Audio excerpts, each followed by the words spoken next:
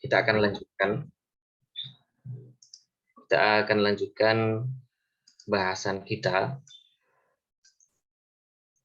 tentang tahun pemboikotan, atau kalau bahasa Syekh Subti Rahman Al-Barakfuri di kitab beliau itu Al-Muqata'ah Al-Amah. Kita akan bahas dulu karena terakhir kita bahas hijrahnya para sahabat radhiyallahu anhum ajma'in ke Habasyah 2 kali. Dan kita akan bahas hubungan antara hijrah ke Habasyah sampai terjadinya pemboikotan. Karena pemboikotan ini tidak serta-merta terjadi, tidak ujuk-ujuk, tidak tiba-tiba terjadi pemboikotan, tapi masih ada kaitannya dengan hijrahnya para sahabat radhiyallahu anhum ajma'in ke Habasyah. Sekitar tahun ke-5 kenabian, para sahabat hijrah ke Habasyah. Kemudian dari hijrah itu memberikan dampak yang luar biasa, pukulan yang luar biasa untuk musyrikin, untuk orang-orang musyrik yang ada di Mekah, yang mana orang-orang musyrik yang ada di Mekah itu didominasi oleh orang-orang Quraisy. Hijrahnya para sahabat ke Habasyah itu, muhajirin atau yang berhijrah ke Habasyah, itu berasal dari berbagai kabilah. Jadi bukan 1-2 kabilah, tapi merata. Hampir di setiap kabilah ada yang sudah masuk Islam dan hijrah ke Habasyah. Jadi bukan hanya kerabat dekat Rasulullah SAW saja. Misalnya dari kabilah Bani Hashim, atau yang lebih besar lagi, yaitu kabilah Bani Abdi Manaf. Tidak, tapi dari berbagai kabilah ada. Bahkan dari Bani Makhzum, dari Bani Adi, dari semuanya ada. Bahkan ada anaknya Abu Sufyan, anaknya para tokoh, anaknya Suhail bin Amru. Jadi orang-orang Quraisy, tokoh-tokoh Quraisy yang ada di Mekah, mereka tidak bisa membidik atau menembak atau menghantam satu kabilah saja yang ada di Mekah. Kabilah tertentu di Mekah tidak bisa, karena hampir semuanya ada perwakilan dalam tanda kutip yang ikut berangkat hijrah ke Habasyah. Nah, hijrahnya para sahabat ke Habasyah ini membuat reputasi Quraisy, orang-orang Quraisy, tokoh-tokoh Quraisy ini tercoreng di mata masyarakat Jazirah Arab. Selama ini orang-orang Quraisy dinilai sebagai orang-orang yang mulia, orang-orang yang sangat anti kezaliman. Dulu sebelum Rasulullah SAW diangkat menjadi nabi, ketika Rasulullah SAW masih remaja, pernah terjadi Hilful Fudul. Mereka bersepakat untuk menolak kezaliman. Mereka beraliansi. Tapi sekarang ini terjadi hal yang lebih parah, lebih dahsyat dari itu. Ada orang-orang yang diusir dari kampung halamannya. Dan sebetulnya unik juga orang-orang Quraisy ini, mereka tidak ingin Rasulullah SAW menyebarkan Islam di Mekah. Tapi ketika ada para sahabat yang dihijrahkan keluar dari Mekah, mereka tidak rela. Pokoknya dikembalikan ke Mekah. Seperti itu. Tidak boleh. Jadi di Mekah nggak boleh berdakwah, keluar dari Mekah nggak boleh juga. Disuruh pulangkan lagi. Jangan diizinkan tinggal di Habasyah. Suruh pulang lagi ke Mekah. Biar bisa ditekan, biar bisa diintimidasi di Mekah. Akibatnya dari hijrah ini, intimidasi orang-orang Quraisy terhadap kaum muslimin yang masih ada di Mekah meningkat tajam. Tekanannya semakin berat, tekanannya semakin besar. Kemudian dalam Ar-Rahul Maktum ini, penulis menyebutkan kisah orang-orang Quraisy mengirim utusan kepada Abu Thalib bernegosiasi agar Abu Thalib bersedia menyerahkan keponakannya, menyerahkan Rasulullah SAW kepada tokoh-tokoh Quraisy. Jadi tokoh-tokoh Quraisy ini meskipun mereka sangat kuat tekanannya kepada Rasulullah SAW dan para sahabat, tetap saja mereka tidak berani menindak langsung Rasulullah SAW sampai membunuh misalnya. Jadi mereka karena masih ada Abu Thalib, mereka sangat hormat kepada Abu Thalib, mereka masih mencoba bernegosiasi dengan Abu Thalib karena Abu Thalib pasang badan untuk melindungi Rasulullah Shallallahu Alaihi Wasallam.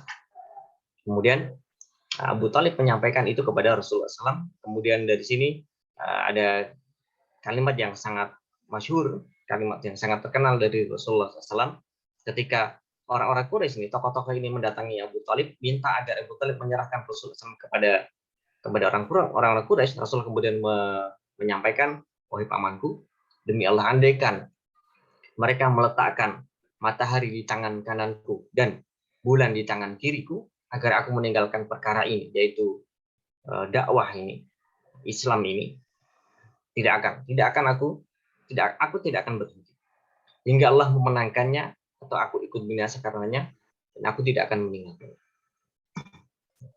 Ini kutipan dari Rahim Maktum di Quraisy. Ini bernegosiasi mendatangi Abu Talib. Para pimpinan Quraisy ini mengatakan, ya Abu Talib, innalaka sinnan wa syarafan wa manzilatan, engkau ini wahai Abu Talib, engkau ini sesepuh di antara kami, engkau kami muliakan, engkau orang yang mulia, engkau punya kedudukan di sisi kami, di mata kami. Kemudian mereka mengeluhkan tentang keponakannya. Qad istahainaka min ibni akhika falam tanham. Engkau sudah lihat apa yang dilakukan oleh keponakanmu Muhammad sallallahu alaihi wasallam, tapi engkau masih tidak mencegahnya. Dan kami, wallahi demi Allah, kata orang-orang Quraisy ini, kami tidak bisa bersabar lebih lama lagi. Dia sudah menjelek-jelekkan Tuhan kami, membodoh-bodohkan Tuhan kami, mencela ajaran nenek moyang kami. Kemudian minta agar Muhammad SAW ini, Rasulullah SAW diserahkan kepada orang-orang Quraisy. Kemudian Abu Talib mengatakan kepada Rasulullah SAW, ya ibn akhi, inna qaumaka qad ja'uni, wahai keponakanku, kaummu, tokoh-tokoh kaummu telah mendatangiku dan mereka mengatakan demikian dan demikian. Kemudian Abu Talib mengatakan, janganlah engkau bebani aku, wala tahmilni minal amri ma la utiku. Jangan engkau bebani aku dengan perkara yang aku tidak mampu menanggungnya. Allah Rasulullah SAW an'amahu khadzalahu. Rasulullah SAW menyangka pamannya akan menyerahkan beliau.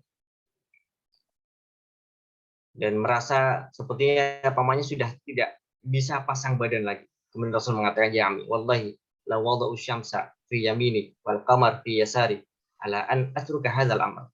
Seandainya mereka meletakkan matahari di tangan kananku dan bumi, atau matahari di tangan kananku dan bulan di tangan kiriku, agar aku meninggalkan hal ini, aku tidak akan melakukan. Ini keteguhan Rasulullah Shallallahu Alaihi Wasallam. Kemudian Abu Talib mengatakan, idhab ya ibn akhi, teruslah kerjakan apa yang engkau selama ini kau lakukan, teruskan saja. Faqul ma ahbabta, katakan, ucapkan, sampaikan apa yang kau suka. Dakwah tetap silahkan engkau jalankan, wahai ponakanku. Wallahi la uslibuka li syai'in abada. Aku tidak akan menyerahkan engkau selama-lama. Ini kemudian keteguhan dari Abu Talib. Ini kisah ini atau penggalan ini diambil dari sirahnya Ibnu Hisyam. Kemudian tidak cukup di situ, kemudian mereka mendatangi lagi Abu Talib, bernegosiasi lagi dengan Abu Talib. Kemudian kali ini mereka menawarkan lebih dari yang disampaikan di awal. Mereka menawarkan agar Abu Talib bersedia menyerahkan Rasulullah SAW. Kemudian mereka menawarkan agar diganti dengan Umar bin Walid bin Mughirah, saudaranya Khalid bin Walid. Dan ini terjadi di sekitar pertengahan tahun ke-6 kenabian. Kemudian Abu Talib mengatakan, wallahi demi Allah, yang kalian tawarkan ini sungguh menjijikkan. Masa kalian suruh aku kasih makan anak orang lain dan anakku sendiri, aku serahkan kepada kalian untuk dibunuh. Nah, ini jawaban dari Abu Talib. Ketika orang-orang Quraisy melihat bahwa Rasulullah SAW tetap bisa melanjutkan dakwahnya, kemudian mereka bermusyawarah dan mendatangi kembali Abu Talib.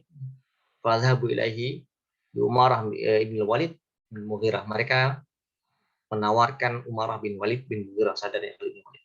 Mereka mengatakan, ya Abu Talib, inna hadzal fata an hadafatan fi Quraisyin wa ajmal. Wahai Abu Talib, ini pemuda yang paling paling bagus, paling top.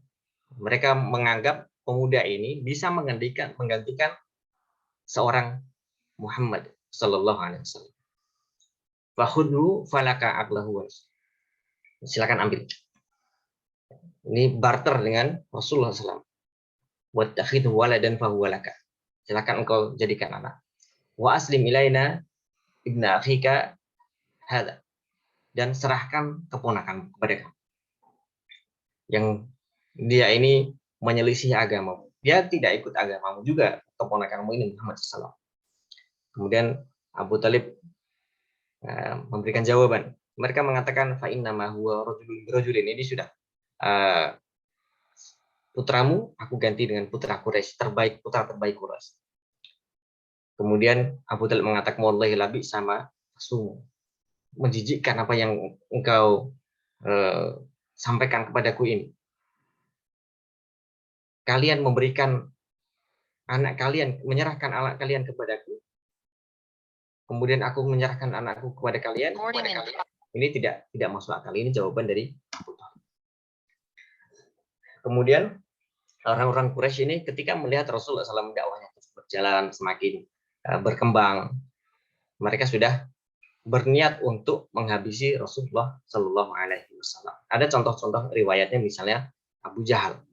Abu Jahal menyampaikan di hadapan kawan-kawannya, nanti kalau Muhammad SAW sujud di dekat Ka'bah, sholat di dekat Ka'bah, aku akan menimpakan batu.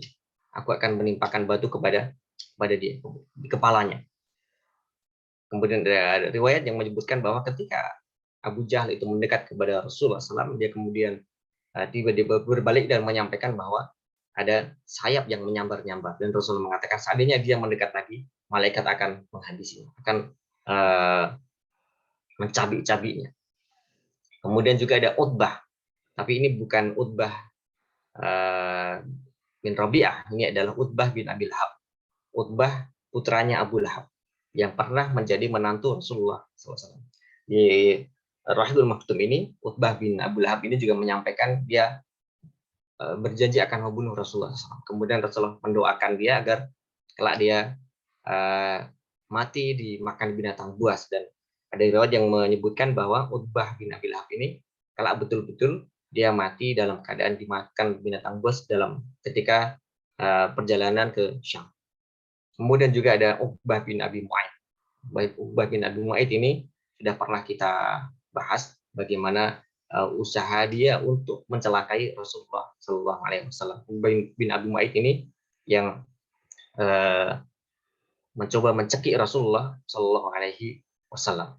Kemudian datanglah Abu Bakar kemudian menghalangi, dan Abu Bakar mengatakan, apakah kalian tega membunuh orang yang mengatakan Rabbun Allah atau Rabbi Allah, Tuhanku, Rabbku adalah Allah Ta'ala. Kemudian ada kisah sudah pernah kita bahas juga, Rasulullah SAW kemudian mendatangi tokoh-tokoh Quraisy yang berkumpul di dekat Ka'bah, kemudian belum mengatakan, aku datang dengan janji adzabh atau penyembelihan, kelak akan tiba saatnya kalian akan dipanggal, dan itu betul-betul terjadi atau betul-betul disaksikan oleh saksi mata. Salah satunya adalah Abdullah bin Mas'ud yang menyaksikan ketika Rasulullah menyampaikan ucapan ini, dan menyaksikan di mana tokoh-tokoh Quraisy itu betul-betul terbunuh di perang Badar. Kemudian di sela-sela ketika para sahabat berangkat hijrah ke Habasyah, ada dua peristiwa penting, di antaranya adalah masuk Islamnya Hamzah bin Abdul Muttalib dan Umar bin Khattab radhiyallahu anhu. Ini sudah pernah kita bahas sebentar secara cepat. Hamzah awalnya masuk Islam karena asobiyah, karena tersinggung. Rasulullah SAW disakiti oleh Abu Jahal, dan Abu Jahal ini berasal dari Bani Makhzum. Kemudian dan Bani Makhzum ini termasuk rivalnya Bani Hashim. Kemudian Hamzah mendatangi Abu Jahal dan menantangnya. Dan sifat Hamzah atau gambaran tentang Hamzah itu disebutkan Hamzah itu adalah azufatan fi Quraisyin wa syakim, orang yang paling bagus perawakannya, sifatnya, karakternya, keberaniannya, dan seterusnya. Dan Hamzah ini adalah tokoh di Bani Hasyim yang digadang-gadang nanti dapat menggantikan Abu Thalib, karena Abu Thalib ini sudah tua. Seandainya nanti Abu Thalib wafat, Hamzah bin Abi Thalib lah yang bisa menggantikan. Tapi Hamzah ternyata masuk Islam. Ketika Hamzah masuk Islam, radhiyallahu anhu, orang-orang Quraisy sadar bahwa kaum muslimin semakin kuat, semakin bertambah kekuatannya, semakin bertambah juga keberaniannya. Dan mereka tahu Hamzah bin Abdul Muttalib akan membela kaum muslimin. Mereka sudah tahu, sudah kenal Hamzah, siapa orangnya, bagaimana keberaniannya, dan seterusnya. Kemudian orang-orang Quraisy sempat mengurangi tindakannya menyakiti Nabi Shallallahu Alaihi Wasallam, tapi tekanan mereka kepada kaum muslimin tetap besar. Setelah itu ditambah lagi Umar bin Khattab radhiyallahu anhu masuk Islam. Di Al-Hakim Maktum ini bisa dibaca pelan-pelan. Awalnya Rasulullah SAW sempat berdoa agar Allah Ta'ala memuliakan Islam ini dengan salah satu di antara dua orang, yaitu Umar bin Khattab radhiyallahu anhu atau Amr bin Hisham. Amr bin Hisham adalah, jadi Umar atau Amr. Umar bin Khattab radhiyallahu anhu atau Amr bin Hisham. Amr bin Hisham ini adalah Abu Jahal. Tapi kemudian ternyata Allah Ta'ala memilih Umar bin Khattab radhiyallahu anhu. Kemudian di Al-Hakim Maktum juga disebutkan kisah Umar bin Khattab radhiyallahu anhu dengan peristiwa surat Al-Haqqah. Selama ini yang masyhur mungkin surat Toha, ketika Umar bin Khattab masuk Islam di rumah Sa'id bin Zaid, di rumah adiknya Fatimah binti Khattab, suaminya adalah Sa'id bin Zaid radhiyallahu anhu. Nah, di sini Syekh Sofir Rahman Al-Barafuri sebutkan kisah bahwa Umar bin Khattab itu pernah mendengar Rasulullah SAW membaca ketika sholat di dekat Ka'bah. Rasulullah sempat membaca surat Al-Haqqah. Kemudian beliau membaca innahu laqawlu rasulun karim. Ini adalah, atau Al-Quran itu adalah betul-betul ucapan utusan yang mulia, yaitu malaikat Jibril alaihissalam. Kemudian Umar bergumam dalam hati, enggak, itu kan ucapan tukang sihir atau majnun atau yang sejenisnya. Setelah itu Rasulullah membaca ayat berikutnya lagi, wa ma huwa biqauli syair. Ketika Umar bin Khattab sempat berpikir, Rasulullah membaca ayat innahu laqaulu rasulin karim, ini adalah ucapan malaikat Jibril yang mulia. Dia bergumam ini paling cuma ucapan penyair. Tapi kemudian Rasulullah membaca ayat berikutnya, wa ma huwa biqauli syair. Ini bukan ucapan seorang penyair. Qalilan ma tu'minun. Sedikit sekali di antara kalian yang beriman. Kemudian peristiwa ini terbawa oleh Umar, kemudian dipikirkan, dan ternyata ini membekas dalam diri Umar bin Khattab radhiyallahu anhu. Kemudian setelah itu terjadi peristiwa ketika beliau mendatangi rumah adiknya, yaitu Fatimah binti Khattab, yang mana suaminya adalah Sa'id bin Zaid radhiyallahu anhu, salah seorang sahabat yang di antara 10 sahabat yang dijamin masuk surga, adik ipar Umar bin Khattab. Ketika Umar bin Khattab masuk Islam, izah kaum muslimin meningkat luar biasa. Dan ini yang disampaikan oleh para sahabat seperti Abdullah bin Mas'ud radhiyallahu anhu. Kemudian di sini beliau sebutkan di Al-Hakim Maktum kisah bagaimana Umar bin Khattab menantang orang-orang Quraisy dan mengancam kepada orang-orang Quraisy. Beliau mengatakan, kelak jika kami sudah berjumlah 300 orang, kami yang akan membantai kalian. Dan ucapan Umar bin Khattab ini ternyata terbukti. Ketika nanti meletus perang Badar, jumlah kaum muslimin memang sekitar 300-an itu, sekitar 300 sekian belas, 314, 317 sekitar itu. Dan di sini beliau sebutkan juga asal usul julukan Al-Faruq terhadap diri Umar bin Khattab radhiyallahu anhu. Itu awalnya ketika beliau masuk Islam, awalnya kaum muslimin tidak berani menampakkan diri bersama-sama datang ke Masjidil Haram atau masuk Ka'bah. Selama ini Rasulullah SAW berani. Hanya beberapa orang saja yang berani secara terang-terangan masuk ke Masjidil Haram, sholat di dekat Ka'bah. Meskipun dengan gangguan yang luar biasa yang dialami Rasulullah SAW. Tapi sejak Umar bin Khattab masuk Islam, kemudian beliau mengusulkan kepada Rasulullah SAW Rasulullah, bukankah kita berada di atas kebenaran? Kemudian kenapa kita tidak berani terang-terangan? Kemudian setelah itu Rasulullah SAW membariskan para sahabat menjadi dua barisan utama, yang satu dipimpin Hamzah bin Abdul Muttalib radhiyallahu anhu, yang satu dipimpin Umar bin Khattab radhiyallahu anhu, dan kemudian mereka masuk ke Masjidil Haram, dan orang-orang Quraisy nampak sekali wajah-wajah mereka, wajah-wajah menahan marah atau wajah-wajah geram. Mereka menyaksikan kaum muslimin semakin berani menampakkan keislaman. Dampak Umar masuk Islam ini seperti yang disampaikan oleh sahabat Ibnu Mas'ud radhiyallahu anhu. Ada beberapa kesaksian. Ada kesaksian Ibnu Mas'ud, ada kesaksian Suhaib bin Sinan Ar-Rumi. Ibnu Mas'ud mengatakan Islamnya Umar adalah fath. Fath ini kalau kita ada fath Mekah, fath Khaybar, fath Umarnya keislaman Umar bin Khattab adalah kemenangan.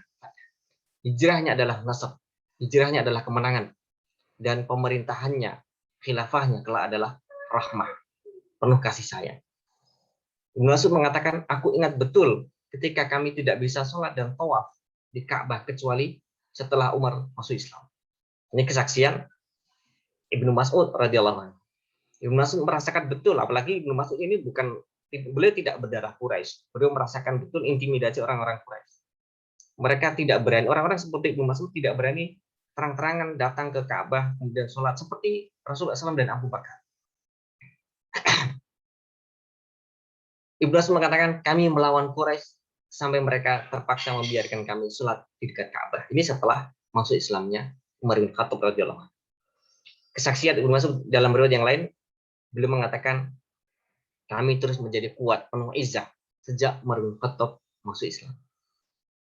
Ini jadi Umar bin Khattab ketika masuk Islam ini seperti menjadi batas era baru yang dirasakan oleh kaum muslimin radhiyallahu anhum ajma'in. Kemudian Suhaib bin Sinan Ar-Rumi beliau mengatakan, setelah Umar bin Khattab masuk Islam, Islam menjadi kuat. Ajakan memeluk Islam disampaikan terang-terangan. Selama ini dakwah sudah jahar, sudah disampaikan terang-terangan, tapi terang-terangannya masih terbatas. Dalam bahasa lain, saya menurut Qutban misalnya Dr. Munir Muhammad Al-Qurban membahasakan jahriyatul dakwah sirriyatul tamdhin. Dakwahnya jahriyah, tapi ada sisi-sisi yang masih ditutup, masih disembunyikan oleh Rasulullah SAW. Siapa saja yang sudah masuk Islam, di mana markasnya, itu masih dirahasiakan. Tapi sejak Umar bin Khattab masuk Islam, para sahabat sudah berani ke Masjidil Haram, tidak lagi di Darul Arqam. Ajakan memeluk Islam disampaikan terang-terangan, maksudnya lebih terang-terangan lagi. Kami bisa duduk membentuk halaqah, membentuk lingkaran-lingkaran majelis di sekitar Ka'bah. Kami bisa mengerjakan tawaf. Sebelumnya tidak bisa, tidak berani. Dan kami pun sejajar dengan orang-orang yang selama ini menyakiti kami. Bahkan sesekali membalas mereka. Ini terjadi setelah Umar bin Khattab radhiyallahu anhu masuk Islam, Al-Faruq radhiyallahu anhu. Kemudian Syekh Sofir Rahman Al-Barakuri di Rang Maktum ini, beliau membuat satu subbab atau subbahasan. Orang-orang Quraisy ketika melihat perkembangan kaum muslimin itu, kemudian mereka bermusyawarah. Mereka musyawarah terus mengamati perkembangan kaum muslimin. Kemudian ada salah satu peristiwa ketika mereka sedang bermusyawarah, mereka memikirkan bagaimana cara menghentikan Rasulullah. Kemudian masuklah Utbah bin Rabi'ah, ayah dari Hindun binti Utbah, mertua Abu Sufyan radhiyallahu anhu. Utbah bin Rabi'ah ini masih terhitung pamannya Rasulullah SAW karena berasal dari Bani Umayyah. Bani Umayyah ini sepupuan dengan Bani Hashim. Utbah bin Rabi'ah kemudian mengatakan kepada tokoh-tokoh Quraisy yang hadir di majelis itu di Darun Nadwah, biar aku yang datangi Muhammad, biar aku yang selesaikan. Kemudian Utbah bin Rabi'ah mendatangi Rasulullah SAW. Kemudian ditawarkan, ya ibn akhi, wahai putra paman, apa sih yang engkau inginkan? Kalau engkau ingin kekuasaan, kami siap penyediakan untuk engkau. Kami siap angkat engkau jadi pemimpin. Kamu ingin jadi raja, kami siap sediakan mahkota dan singgasana. Engkau ingin harta, kami siap kasih harta. Apa sih yang engkau inginkan? Kalau engkau punya penyakit, misalnya penyakit gila dan sudah ditawarkan, biar kami cari pengobatannya dan kami tanggung biayanya. Kalau engkau ingin harta, kami sediakan. Rasulullah hanya diam dan mendengarkan. Sudah cukup yang kau sampaikan, wahai Abdul Walid? Kunyahnya Utbah bin Rabi'ah. Kalau sudah giliran aku yang bicara, Rasulullah mengatakan seperti itu, tapi Rasulullah tidak panjang lebar. Beliau hanya membacakan firman Allah Subhanahu wa taala. Hamim. Tanzilun minar rahmanir rahim. Hamim. Al-Quran ini adalah sesuatu yang diturunkan, kitab yang diturunkan dari Ar-Rahman, Ar-Rahim. Utbah bin Rabi'ah, orang Arab, orang Quraisy yang paling fasih lisannya, paling fasih bahasanya, sangat mengerti bahasa Arab, dibacakan ayat seperti ini, langsung tercengang. Ar-Rahman, Ar-Rahim. Allah, asma Allah SWT. Ya, ini nama yang tidak dikenal oleh mereka. Mereka sangat sangat marah ketika mendengar nama seperti ini. Maka ketika nanti di Perjanjian Hudaybiyah, Rasulullah memerintahkan agar ditulis Bismillahirrahmanirrahim. Suhail bin Amr protes, jangan Ar-Rahman Ar-Rahim, kami tidak kenal Ar-Rahman Ar-Rahim. Tulis saja Bismikallahumma. Nah, Rasulullah membacakan Tanzilun minar rahmanir rahim. Diturunkan dari Allah Ar-Rahman Ar-Rahim, yang Maha Pengasih lagi Maha Penyayang. Kitabun fusilat ayatuhu, kitab yang ayat-ayatnya fusilat, ditafsil, Quran dan Arabian liqaumin ya'lamun, diturunkan kepada orang-orang yang berbahasa Arab, kaum yang sangat paham, sangat tahu apa isinya, apa bahasanya. Basyiran wa nadhiran, dan seterusnya. Sampai Utbah bin Rabi'ah tidak kuat dan mengatakan kepada Rasulullah, sudah cukup. Kemudian Utbah bin Rabi'ah kembali datang ke majelisnya tokoh-tokoh Quraisy itu. Kemudian orang-orang Quraisy ini, tokoh-tokoh ini mengatakan dia datang dengan wajah yang berbeda dengan ketika dia pergi tadi. Dia datang dengan wajah yang berbeda ketika dia beranjak tadi. Pasti ada sesuatu. Kemudian Utbah bin Rabi'ah mengatakan, apa yang dibacakan itu betul-betul bukan perkataan manusia biasa. Ini pengakuan ini sudah banyak. Pengakuan seperti ini sudah banyak disampaikan tokoh-tokoh Quraisy. Ada misalnya di peristiwa kali ini yang menyampaikan Utbah bin Rabi'ah. Di peristiwa yang lain seperti Al-Walid bin Mughirah. Tapi mereka tetap saja tidak mau beriman. Kemudian setelah melihat fenomena, membaca perkembangan yang ada, kemudian Abu Thalib tahu bahwa trennya ini, perkembangannya, tekanan dari orang-orang Quraisy akan semakin kuat. Kemudian Abu Thalib sudah persiapan, pasti akan semakin kuat dan akan semakin serius, ancamannya akan semakin serius. Maka kemudian Abu Thalib mengumpulkan dua kabilah, yaitu Bani Hashim dan Bani Al-Muttalib. Bani Hashim dan Bani Al-Muttalib ini bagian dari Bani Abdi Manaf. Di Bani Abdi Manaf itu ada Bani Hashim, ada Bani Al-Muttalib, ada Bani Umayyah, kemudian ada Bani Naufal. Tapi yang dua kabilah yang memang sejak awal itu bersama-sama adalah dua kabilah ini, Bani Hashim dan Bani Al-Muttalib. Ini yang bisa dikumpulkan oleh Abu Thalib. Kalau di Bani Umayyah ada orang-orang seperti Utbah bin Rabi'ah, Syaibah bin Rabi'ah ini, ada Abu Sufyan. Mereka sangat menentang dakwahnya Rasulullah SAW. Di samping juga ada adiknya Abu Lahab, adiknya Abu Sufyan yang menjadi istri Abu Lahab.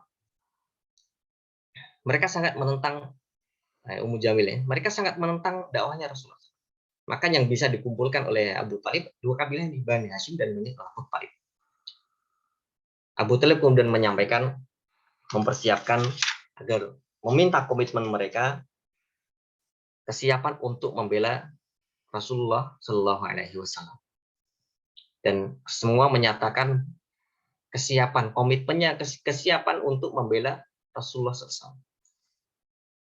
Semua anggota kabilah Bani Hashim dan Bani Al-Muttalib, baik yang mukmin maupun yang kafir, baik yang sudah masuk Islam maupun yang masih musyrik.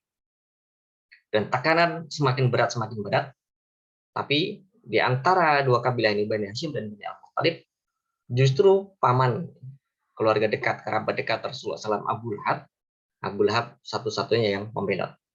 Dia tidak bersedia mengikuti arah dari Abu Thalib. Dia tidak bersedia mengikuti komitmen kabilahnya. Jadi Abu Lahab ini membelot dan dia justru bersekutu dengan tokoh-tokoh Quraisy yang lain. Ya. Baru kita masuk ke tahun pemboikotan. Faktor pemicunya adalah setelah hijrah ke Habasyah.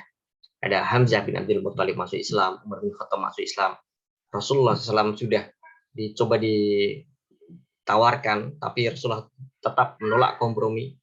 Rasulullah tetap kekeh, tetap sahabat untuk meneruskan dakwah. Kemudian ada lagi pidato penegasan, khutbah penegasan dari Abu Talib kepada Bani Hashim dan Bani Al-Muttalib, kesiapan untuk membela melindungi Rasulullah Shallallahu Alaihi Wasallam. Kemudian inisiatornya adalah, pemimpinnya adalah Abu Jahal. Dia mengajak tokoh-tokoh Quraisy untuk memboikot Rasulullah SAW dan yang melindunginya. Jadi mereka diisolir di Syib atau di perkampungan Abu Talib, di wilayah, di kompleknya atau di bloknya Abu Talib. Mereka menyepakati sebuah piagam kezaliman dan pelakunya adalah kabilah-kabilah Quraisy dan juga ditambah Bani Kinanah. Kabilah Quraisy ini bagian dari Bani Kinanah, tapi tidak ada Quraisy secara khusus dan sebagian Bani Kinanah yang lain selain Quraisy, tapi masih dari lingkup Bani Kinanah yang juga bersepakat dalam piagam kezaliman. Kemudian masa boikotnya tidak dibatasi. Kita akan memboikot sampai kapan tidak disebutkan. Tempatnya di Syib Abu Talib, mereka diisolir di situ. Klausulnya atau pasal-pasal pemboikotan ini meliputi ya, dari sisi sosial, ekonomi, dan juga tekanan atau teror mental. Yang pertama, tokoh-tokoh Quraisy ini menyepakati untuk tidak menikahi atau menikahkan dengan mereka, dengan keluarga ini. Jadi kalau ada yang mau menikahi atau menikahkan putrinya, tidak diizinkan. Mereka juga tidak boleh menjual, tidak boleh membeli, tidak boleh ada transaksi dengan kabilah ini, dengan Bani Hashim dan Bani Al-Muttalib yang diisolir, yang diboikot. Jadi meskipun keluarga Rasulullah SAW, keluarga Abu Talib, keluarga Bani Hashim ini punya uang, ada orang-orang seperti Khadijah, meskipun kaya, meskipun punya uang, tapi tidak boleh ada yang menjual ke mereka. Tidak boleh ada yang membeli, tidak boleh ada yang menjual ke mereka. Ketika butuh, bahasa kita sembako, uangnya ada, tapi tidak boleh ada yang menjual. Tetap saja tidak bisa mendapatkan itu. Kemudian isi pasalnya yang kedua adalah tidak menerima perdamaian dalam bentuk apapun dan tidak akan bersimpati kepada Bani Hashim hingga mereka menyerahkan Nabi Shallallahu Alaihi Wasallam untuk dibunuh. Targetnya itu.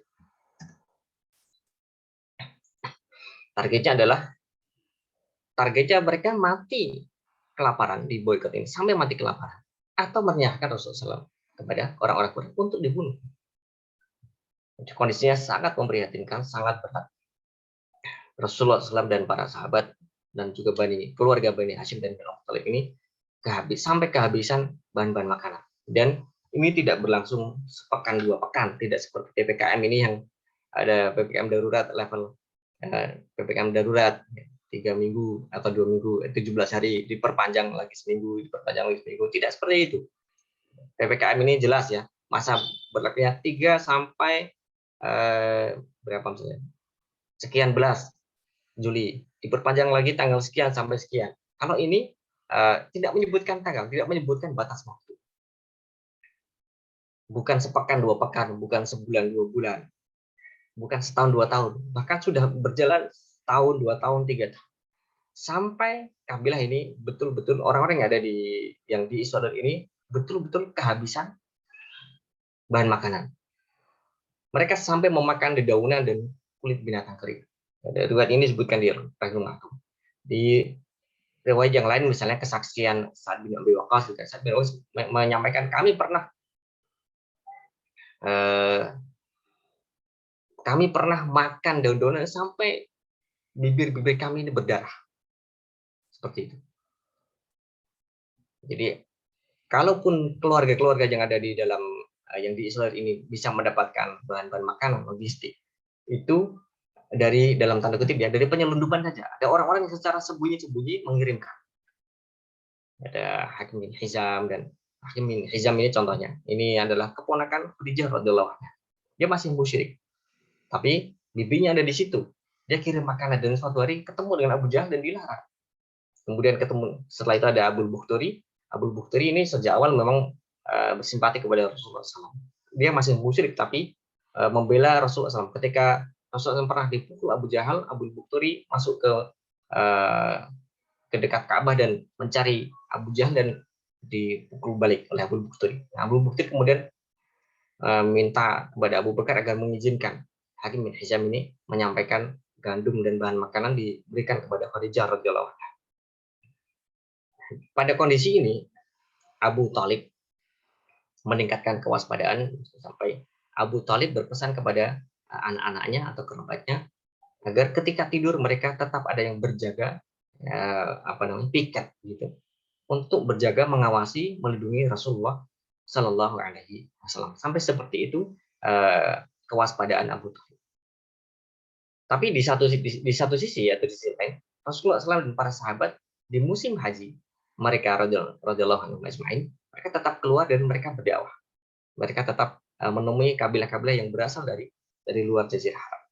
Ini berlangsung sepekan, 2 pekan, setahun, 2 tahun sampai 3 tahun sampai tahun ketiga. Nanti barulah terjadi peristiwa yang bisa membatalkan kesepakatan Tolim ini.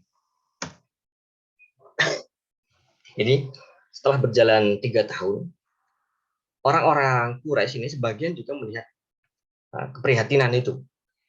Jadi di Syi'ab Abu Thalib itu, kadang-kadang mereka kalau malam-malam keluar, mereka kadang terdengar suara anak kecil menangisnya karena lapar. Atau anak bayi, kalau orang tuanya tidak makan cukup, ibunya tidak dapat makanan cukup, pasti ASINya tidak keluar dan bayinya lapar, pasti nangis. Kemudian mereka kadang-kadang dapat kulit yang sudah kering, kulit yang harusnya mau dipakai untuk bikin gerbah, membuat sepatu, celana dan seterusnya, itu terpaksa dimakan lagi. Ada daun-daunan dan seterusnya. Kemudian ada orang-orang yang bersimpati. Salah satunya adalah Hisham bin Amr. Hisham bin Amr ini termasuk orang yang terpanggil, dan kemudian dia inisiator yang pertama yang mengajak beberapa orang untuk mengakhiri kesepakatan Tolim ini. Karena mereka ingin targetnya membunuh pelan-pelan kabilah ini atau Rasulullah SAW target utama. Hisham bin Amr. Hisham bin Amr ini dari Bani Amir, dari Amir bin Du'ay. Jadi Hisham bin Amr ini bukan dari kabilah Bani Hashim maupun Bani Al-Muttalib yang sedang diboykot. Justru dari luar kabilah itu. Dan masih musyrik. Tapi Hisham bin Amr ini tergerak hatinya. Kemudian mengajak beberapa orang. Jadi dia berpikir, kira-kira siapa yang bisa diajak? Jadi untuk melawan kesepakatan orang-orang Quraisy itu, kalau sendiri pasti mental, pasti tidak bisa. Maka Hisham bin Amr menggalang beberapa orang dulu. Hisham bin Amr, kalau nanti Hisham bin Amr ini masuk Islam pas Fathu Makkah. Kemudian Hisham bin Amr cari-cari siapa kira-kira yang bisa. Hisham bin Amr kemudian bidik-bidik, kemudian pilih-pilih siapa yang kira-kira tepat. Kemudian ada orang yang bernama Zuhair bin Abi Umayyah bin Mughirah. Zuhair bin Umayyah bin Mughirah seperti nasabnya ini, maka kita tahu Al-Mughirah ini, Bani Mughirah ini bagian dari Bani Makhzum. Bani Makhzum itu rivalnya Bani Hashim. Bani Makhzum itu sangat ini ya, merasa tersaingi dengan Bani Hashim. Saingan berat. Abu Jahal ketika tidak diajak masuk Islam, tidak mau masuk Islam, alasannya karena persaingan ini. Kemudian Hisham bin Amr mendatangi Zuhair bin Abi Umayyah. Ada beberapa sisi dalam diri Zuhair bin Abi Umayyah ini kenapa dipilih oleh Hisham bin Amr. Salah satunya adalah Zuhair bin Abi Umayyah ini, ibunya itu berasal dari Bani Hashim. Ibunya Zuhair bin Abi Umayyah adalah bernama Atikah, dan Atikah ini bibinya Rasulullah Shallallahu Alaihi Wasallam. Nah, Zuhair ini kelak masuk Islam juga. Jadi Hisham bin Amr menyampaikan kepada Zuhair, antum apa ndak kasihan lihat keluarga antum, keponakan antum diperlakukan seperti itu. Antum bisa makan enak, bisa minum kenyang, bisa tidur pulas. Tapi lihat itu saudara antum. Gimana? Antum apa ndak teganya antum? Kemudian Zuhair mengatakan, ya saya kan cuma sendiri. Apa yang bisa saya lakukan? Kemudian Hisham mengatakan, ada saya. Wah, kita cuma berdua. Kalau gitu kita cari orang yang ketiga. Jadi Zuhair bin Abi Umayyah ini dipilih oleh Hisham bin Amr karena ada sisi dia punya kedekatan dari sisi nasab, kemudian dia bagian dari Bani Makhzum. Bani Makhzum ini inisiator utama penggagas pemboikotan ini kan Abu Jahal. Tapi ternyata ada bagian dari Bani Makhzum yang tidak setuju dengan dengan kesepakatan zalim itu. Ini menjadi poin plus tersendiri ketika mereka menyatakan penolakan terhadap kesepakatan zalim itu. Kemudian mereka pilih-pilih lagi orang lagi, ada Al-Mut'im bin Adi. Al-Mut'im bin Adi ini berasal dari Bani Naufal. Bani Naufal ini juga bagian dari Bani Abdi Manaf. Jadi ada Bani Hashim, ada Bani Al-Muttalib, ada juga Bani Naufal. Ini mereka ini beda ibu. Al-Mut'im bin Adi coba diajak. Setelah dijelaskan kemudian bersedia. Dan Al-Mut'im bin Adi ini perannya dalam hal membela atau melindungi Rasulullah SAW bukan hanya satu kali ini saja. Nanti ketika Rasulullah SAW pulang dari Taif juga kita kenal lagi nanti Al-Mut'im bin Adi yang memberikan perlindungan. Makanya ketika nanti pasca perang Badar itu ada Jubair bin Mut'im anaknya. Jubair bin Mut'im itu datang kepada Rasulullah SAW bernegosiasi soal tawanan perang Badar. Rasulullah mengatakan, seandainya yang datang itu Mut'im bin Adi. Jadi seandainya yang datang itu bapakmu, Bayi Jubair, aku akan serahkan semua tawanan ini tanpa syarat. Karena peran-peran penting atau peran-peran Al-Mut'im bin Adi dalam membela Rasulullah SAW. Salah satunya dalam peristiwa ini. Kemudian ada Abu Bukhturi. Abu Bukhturi ini sempat kita bahas di beberapa pertemuan yang lalu bahwa ketika Abu Jahal memukul Rasulullah SAW, Abu Bukhturi yang membela Rasulullah SAW dan membalas memukul balik Abu Jahal, dipukul balik dengan busurnya. Kemudian ada Zam'ah bin Al-Aswad, ini dari Bani Asad. Zam'ah bin Aswad atau Ibn Aswad Al-Asadi dari Bani Asad. Ini juga coba direkrut dalam tanda kutip oleh Hisham bin Amr. Kemudian 5 orang ini bersepakat di satu tempat. Kemudian mereka caranya adalah besok kita datang ke dekat Ka'bah. Kemudian salah satu menyampaikan penolakan dan nanti satu persatu yang lain mendukung. Saya juga menolak ini, saya juga menolak ini. Ini skenario-nya. Ini satu sisi. Kemudian di sisi lain Rasulullah SAW mendapatkan wahyu, mendapatkan informasi dari malaikat Jibril bahwa di tahun itu